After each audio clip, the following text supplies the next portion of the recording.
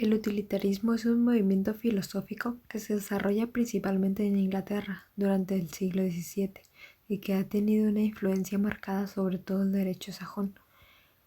Haremos de este movimiento una sucinta referencia a través del pensamiento de sus fundadores, concentrándonos en aquellas ideas que determinan una concepción distinta de la justicia.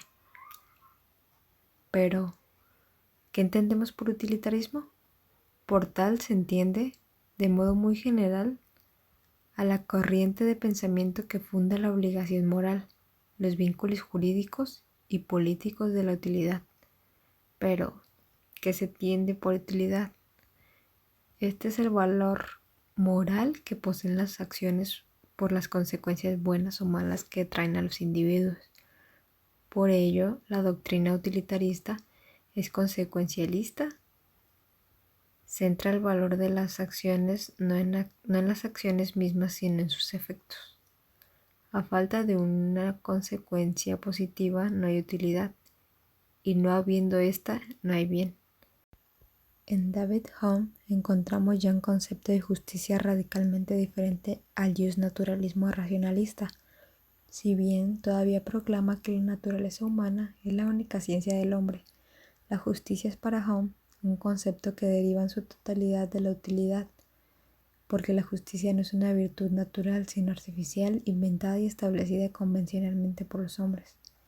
Para Hume, la convención, que no solo hace surgir el concepto de justicia, sino el de propiedad, derecho, etc., emerge de un sentimiento general de interés común, el cual nace cuando, sin prometerse nada unos a los otros, hay una especie de acuerdo entendido de la utilidad que nos reporta actuar en la misma dirección.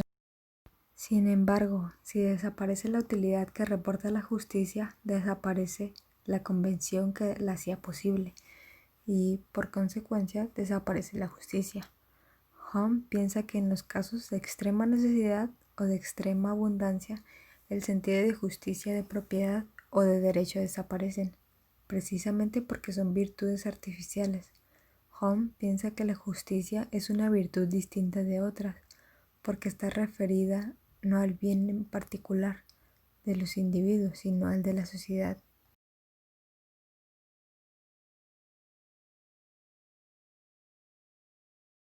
Bentham, influido profundamente por la obra de Hume, desarrolla la corriente hedonista del utilitarismo. Para Bentham, la naturaleza ha puesto a la humanidad bajo la autoridad de dos amos soberanos, el dolor y el placer.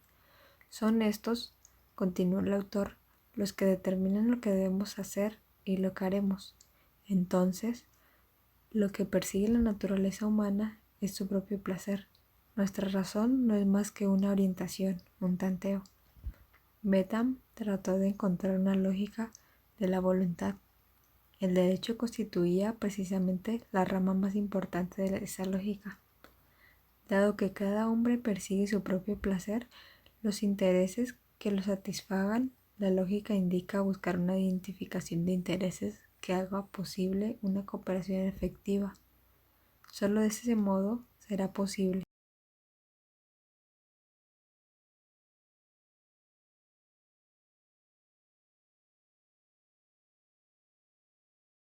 John Stuart Mill es un autor que desarrolló no solo una teoría utilitarista con acentos propios, sino que fue sobre todo uno de los principales teóricos de la libertad, de la cual deriva la idea de tolerancia. Por lo que hace a su visión utilitarista, Mill piensa que para alcanzar la propia satisfacción debe quererse y promoverse también la satisfacción ajena. La obra de John Stuart Mill sobre la libertad es la que más aportaciones realiza al derecho moderno y a la obra de libertad como se concibe en términos de la doctrina liberalista. Mill sienta las bases de una teoría de libertad individual en sociedad. No solo basta para Mill afirmar la soberanía del individuo sobre sí mismo, su propio cuerpo y espíritu, sino como hacerla posible en relación con la soberanía de los demás. La respuesta está en la determinación del único límite posible que para Mill puede constreñirse la libertad. El individuo no solo es responsable ante la sociedad, por la conducta que se refiere a los demás, aquella que podría hacerle un daño a los otros. La doctrina de Milley previene no solo contra los riesgos del despotismo, sino incluso del perfeccionismo.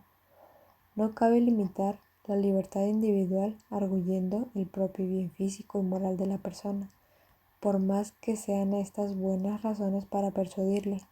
El planteamiento de Milley, que hoy ha encontrado eco en la frase sintética, mi libertad termina donde la tuya comienza, responsabiliza a los seres humanos de sus propios actos, reconociendo en ellos no solo la autonomía sino la carga de su ejercicio,